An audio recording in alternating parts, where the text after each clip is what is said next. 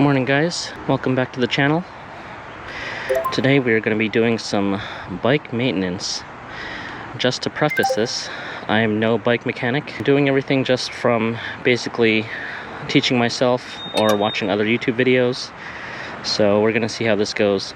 The first issue is my brakes need a little bit tightening. As you can see, when I pull the brakes, they go back pretty close to the handlebars, so we're going to try to tighten these up.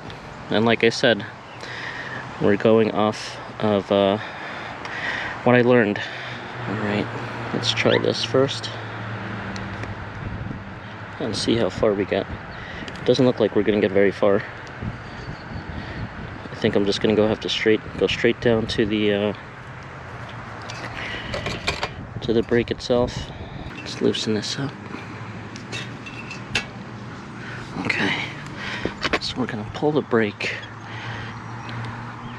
so that the calipers barely touch the rotor. I'm going to move this up.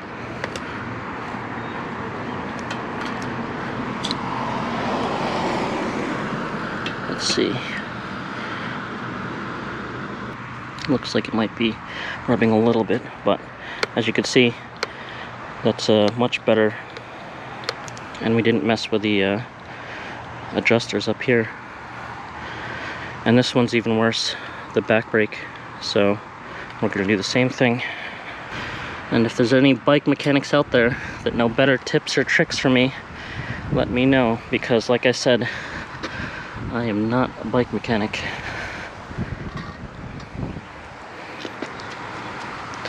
Alright, so we're going to pull this up, get some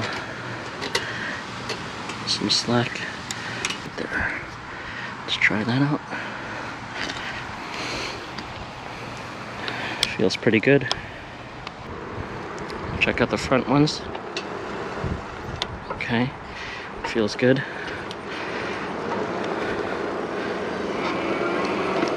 The back ones. Ooh, yeah, much better. Much better. So all we had to basically do was tighten the brake cables. Ooh, feels much better. And I have a lot of room to play with. They're not touching the handlebars. The next thing we're going to do is we are going to slime our tires. We bought this and we didn't touch the tires at all.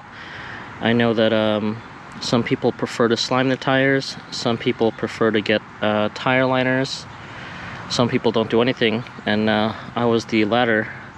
But one of the things that I worry about the most is getting a flat, especially if I'm out far. I looked into slime, and I was looking at different products, and these Armor Dilloz came up, and I actually got the idea from the one-wheel community. Military grade tire sealant designed specifically for EUCs and e-bikes, compatible with tube and tubeless tires, high-speed formula. So we're going to try this out.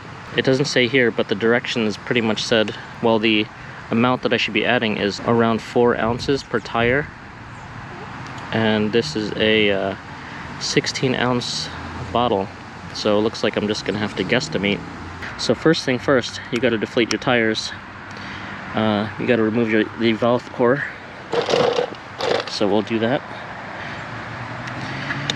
and afterwards we'll pump it back up. 20 psi, says it right there, is the max. I usually run around 20, maybe a little bit less. Should screw right out, and then everything will just deflate.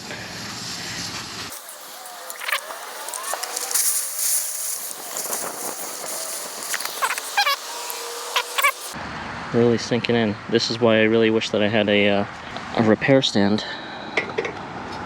So we're just gonna have to go for it.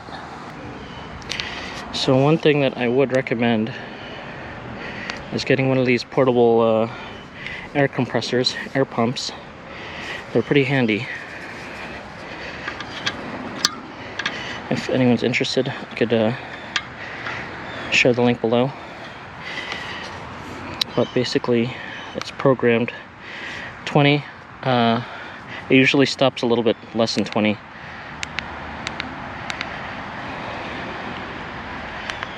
20, so we will pop this up. Alright, 20.7. When I pop this off, I should lose a little bit.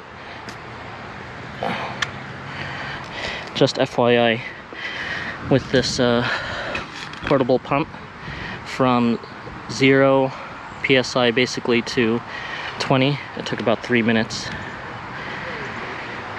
Alright, so that's one tire. Now I gotta do the front. So we did the back tire, but maybe I'll get a better recording from the front tire. Not as difficult. So we're gonna use, again, about a quarter of this bottle.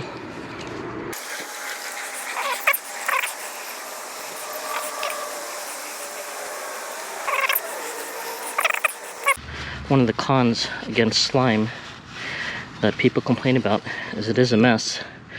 Let's just say you do get a flat, the slime doesn't work. You can't patch the tire because the slime won't let it won't let the new patch stick. And it is pretty messy, like they say. But for me personally, I would prefer to just possibly, if I do get a flat, or do get a puncture, I should say, let the slime do its work, and then I don't have to do anything at that time, especially if I'm out, because you never know what's going to happen. And if it isn't repairable, then, oh well, you know, we tried.